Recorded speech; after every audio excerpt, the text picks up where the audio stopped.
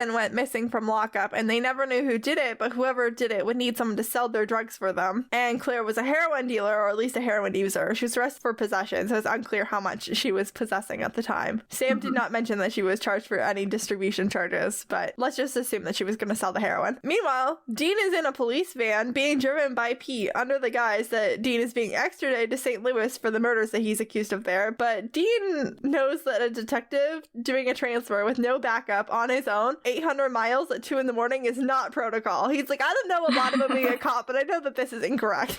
This feels shady. He's like, I've pretended to be a cop enough times that I know that this is wrong. Not telling you how I got this knowledge. Dean knows.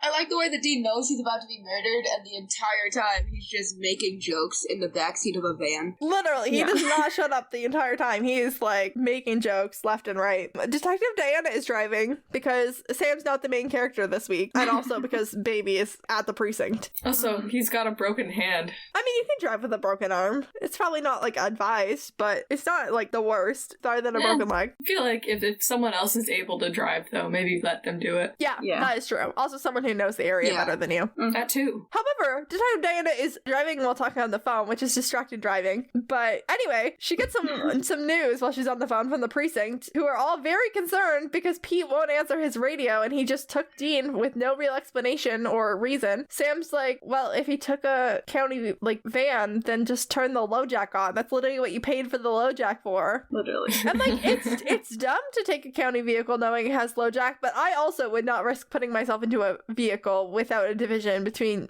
myself and the Dean Winchester.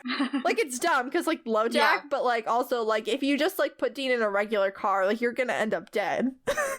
He has his ways. Terrifying. Pete stops on the side of the road and Dean suggests that Pete get his prostate checked, which made me realize that I don't know what the prostate does. I know it exists. I know where it is on an anatomy diagram, but I know that it gets cancer. Yeah. It's a joke about peeing frequently. Yeah. And I was like, if you're peeing frequently, you need to get your prostate checked. Yeah, I was like, I think I have to give it a goog and figure out what the correlation is. But I did give it a goog. You can give it a goog if you need to, but yeah, if you are peeing a lot, you should definitely get your prostate checked. Prostate health is like literally like a serious concern, and I can't believe I didn't know what it did. I feel like silly. I always see videos where like we make fun of like cis men for not knowing like how like a period works, but like I don't know what a prostate does, so exactly. Well, now you know. Now I do. I educated myself. Dean is like, I'm in big trouble. Pete is like hauling him out of the van and like tells him he's gonna die trying to escape, and Dean's like trying to stall, and luckily he doesn't have to do that for very long because it was not working. But Detective Diana and Sam have arrived. Yay! Pete says Claire was gonna turn him in for stealing the heroin, and Tony helped launder the money that they got for the heroin that Pete stole. And Pete was pretty sure that Karen knew everything, so he was just killed her too for funsies. So Karen obviously didn't know anything about what happened, so she just died for no reason. Poor Karen. Because Pete's a jerk. Dean and Sam are exchanging looks as all of this information is like new to Dean, and Dean's like hearing it all for the first time. He's like, heroin? What are we talking about? I don't know if you noticed, but I've been out of the loop. Dean also is like, Pete is not gonna let me go. And Pete's like, it's perfect. We'll pin the murders on Dean and no one but them is ever gonna know. And Diana's like, good plan, but I'm just gonna shoot you. So she shoots Pete. You know she gets stuff done. Yeah. You know what's insane about that? He could have just left Dean in the precinct and let him go down for the murders. Literally. He didn't have to drive him out and kill him for no reason. Literally. Oh my there gosh, was no Pete. Reason. Not only are you a criminal, but you're a bad criminal. Also, like, yeah. Detective Diana had, like, no reason to suspect Pete at all, and he, like, Claire still appeared to her. Like, he was gonna kill Detective Diana for something unrelated, probably. He's just a stupid man. He's just the worst. Like, why was he gonna kill Diana? Like, she was very clearly, like, in danger of dying. Yeah. Like, the death omen appeared to her. Anyway. Pete, you're so stupid. Literally. Pete then tackles Diana. He literally could have gotten away with it. Literally, if he just, like, sat quietly. And it would have gotten away with it, too, if it weren't for my meddling stupidity. He would have... Because, like, even if Dean didn't go down for the murders, if you try Dean for the murders and he, like, you can just say, like, he did it, but, like, the case fell apart in court, like. At the crime scene with blood on his hands, he could have just let him go down for it. He didn't have to try and kill him. Literally. At any point. You did this to yourself, Pete. Pete tackles Diana, takes his gun back. Claire appears, and this time she is feeling a little bit vengeful, distracting Pete long enough that Detective Diana gets her gun back out and kills Pete. You know what? She's pretty distracting. She is. I mean, it's a good distraction. Detective Diana says that Pete confessed his crimes to her and mismanaged both their cases, which means she could probably get their charges in Baltimore thrown out, which, I mean, that's a bit of a stretch for the murder case, but okay, if she says she can do it. The look that Claire was giving Pete is just awesome. Yeah, but there's nothing she can do about the St. Louis murders, so she's like, I'll just turn my back, you guys escape. She also is like, people are gonna be looking for you, and you should not go and pick up baby from the impound yard. But of course, they're going to go pick up baby from the impound yard. And then as they're walking away, Sam and Dean agree that Detective Diana's like a pretty nice lady for a cop, and Dean's like, she looks familiar, and he's craving pea soup, which is obviously an Exorcist reference. But I love it. I was a fan. I think it's so funny. And that is how the episode ends. We don't see them go get baby back, but baby's back next episode, so we just assume that they're fine. Yeah, because Dean's not gonna just leave his car at the impound. Oh, never. Just leave her in Baltimore somewhere with a bunch of strangers? Absolutely not. She's one of the main characters. Literally. Baby He and the loves green that car cooler. way too much. Yeah.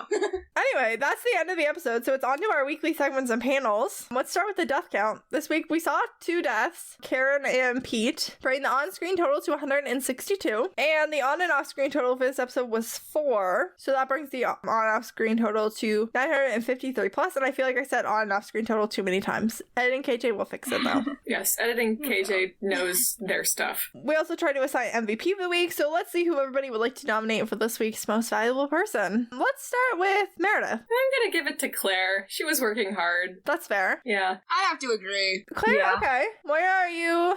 Yeah, I agree with that. Claire Okay. was doing all the work. She, Yeah. led them to the whole, thing. The Winchesters always get it, but, Claire. I was gonna give it to Detective Diana, so that's cool too. Yeah. Yeah, there we go. Oh, that too. She was really good too. Winchesters, who needs them this week?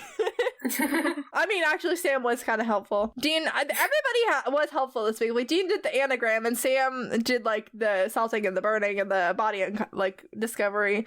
You know, even Pete was helpful by being such an idiot. Going out of his Dean way. didn't really have much of a chance to be super helpful, but He contributed where he could. He provided a distraction, and he solved the Yeah, anagram. exactly. So, he did good. he helped as much Everyone as he was could, doing their best. for sure. Next, the show is so few women. Let's put it to the Bechdel test. Did we have 2 named women in this episode? We did. We had Yes. Detective Diana, and we had Claire. And we had Karen, also. Yeah. Did they talk to one another? Yes, technically. Claire I had an think so. unfortunate disability because her throat was slit. But yeah, she tried to speak. Yeah, It wasn't much of a conversation, but yeah. Was it about something other than a man? I don't know. I feel like Death Omen because Pete, that's kind of about a man. But if Yeah. we can say it wasn't, then I support it. I think I'm gonna do a quick reference check and see what Abigail said on their podcast. And I think that'll be my decision-making method. And KJ will say what decision we came to on that. Stay tuned. So Trevor Picks the Podcast said it didn't pass the Bechdel test, so we're gonna say that's a no. It did not pass the Bechdel test. This week's case of the week was a ghost, but I would argue Pete. Pete was the monster. Yeah. Pete was the case. But Meredith, did you have anything for mythology this week? I wanted to do a lot of stuff on ghosts trying to communicate. I didn't get the chance to research, but I have a couple bullet points. Yeah, we'll take a few bullet points. They're not organized, so bear with me. I hope you guys enjoyed all the seance stuff from our last recap, because that's pretty much all that's going through my head these days. Seances are a way to communicate with the dead. The funny thing about communicating with the dead is that it's usually initiated by the living. Yeah, we do seem to want to do that a lot. So seances rose to popularity in the 19th century during the spiritualist movement. The goal was to communicate with the spirit world, and the medium acted as a link between the two worlds. The spirit communicated through her, so she would be writing things down or speaking or things like that. One really common way of communicating with spirits is actually through knocking. So the spirits would be the ones doing the knocking. You would establish a code or whatever, just see how that works out. Claire wasn't knocking. Claire was very bold. I'm very proud of her. Yeah, she figured out how to use a printer. Mm-hmm. Yeah, exactly. Like, Yeah. a lot of living people can't figure out how to use a printer. That is true. You could also say that, like, pretty much any haunting is just a ghost trying to communicate. If a ghost is being obvious enough for you to detect its presence, then it's probably not an accident. Sometimes the message is "get out or I will kill you," but, like, that's that's communication. And yeah, that's what I have this week. That was excellent. Thank you. Yeah. Did anyone have anything else that they wanted to add to the mythology section? Nope. Nope. Okay, that's cool. No. I don't have anything either, but I just wanted to give the opportunity to speak. Let's do highlight and low light. And let's start with Rivera. So highlight of the whole episode? I don't know. I think it would be the line Dean said in front of the camera. It just gives me so much joy every time. It is pretty good. I can't watch it without getting excited. I swear to God. There is like a level of anticipation for it. Yeah. It delivered. It delivered. Jensen Ackles delivered. And then do you have like a low light? I don't know. That's I okay. forgot to write one down. You don't have to I have wrote one. down a highlight, which is concerning. That's like a maximum prep effort, honestly, if you like took the time to write it down. Moira, did you have a highlight, no low light? Oh, I'm not even sure. I really love this episode. When I went to find it this morning, I was so excited that it was this episode. But probably when we like figure out that Claire's not a vengeful spirit, but like just trying to be a death omen and tell people, I really loved that. It was great. Yeah. It was good for it was good to Claire. Like Claire was a victim of like a horrible person and a horrible crime. But like she was trying to like get justice for herself. Yeah. She got to watch him die. Yes, she did. Moira, you didn't do a low light. I don't think I have one for this week. That's okay. I really like this episode. Back to Meredith then. Okay, yeah. Highlight, like, as I mentioned earlier, I love watching the Winchesters from, like, an outside perspective, because I just think it's really fun.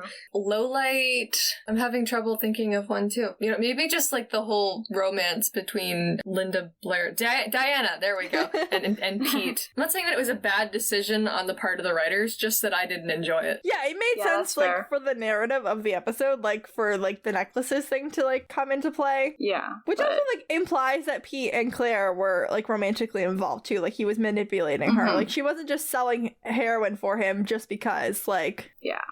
They were, like, romantically involved. That was my low light as well.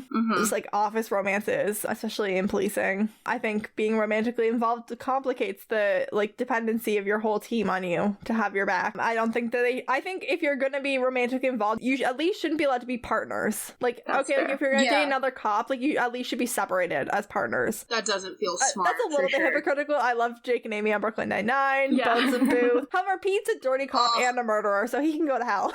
Yeah. He probably will. The next segment is called CPS, which is times an adult should be calling CPS. I don't think I have anything for this week. Does anyone else have anything? Not really. I don't think there were really any, like, kids in this episode. No. Yeah. It is a little bit concerning that Sam and Jean have a code word for being separated that they were just, like, grown up with, but they could have come up with that as adults, so I'm not gonna automatically, I mean, we can blame John anyways, but... Oh yeah, we can do that. I mean, I doubt it. Because Sean was the worst, but... He also didn't want them to get caught, though. Yeah. On to mental health check. I'm not a psychologist, so this segment is based purely on my own opinions, and a weekly reminder that if you're struggling with anything at all, please reach out for help. This week was, like, fine, mostly regarding mental health, I think. I think Diana's gonna need therapy, but the Winchesters seem like they're doing as okay as they can be. Jean was the boys were both a little bit cavalier about, like, the arrest, but, like, they're also, like, the kings of fake it till you make it. I think Dean could have been slightly more concerned about the, like, threat of the death penalty, but, like, he was also pretty sure he was getting out of this, so Also, I don't think he was that worried. They face death on a pretty regular basis. I just think, you know, a little concern would be nice, just to make it clear to me that you still want to be alive. But, like, it concern, but in private. Like, just a little bit. It tracks for Dean's character, because anytime something goes wrong, Dean's like, what if I just died? Yeah. That's his solution to anything ever. Literally. So, I'm not that surprised. Literally, that's it. What if I just died? Yeah, that's pretty deep. I was also just, like, working on the assumption that he was planning to, like, escape prison At some point, before the death penalty, even if he did get arrested. Yeah. It's like, wow, that's terrible. It's not going to impact my escape plan at all. Exactly. Yeah. Like, oh no. I have to get maximum security versus death row. I mean, I guess I'll just have to try a little bit harder. We all know that even if I do get the death penalty, it's not going to stick. Literally. Not on this show. Never on this show. Our next segment is soul transactions, which there was none, which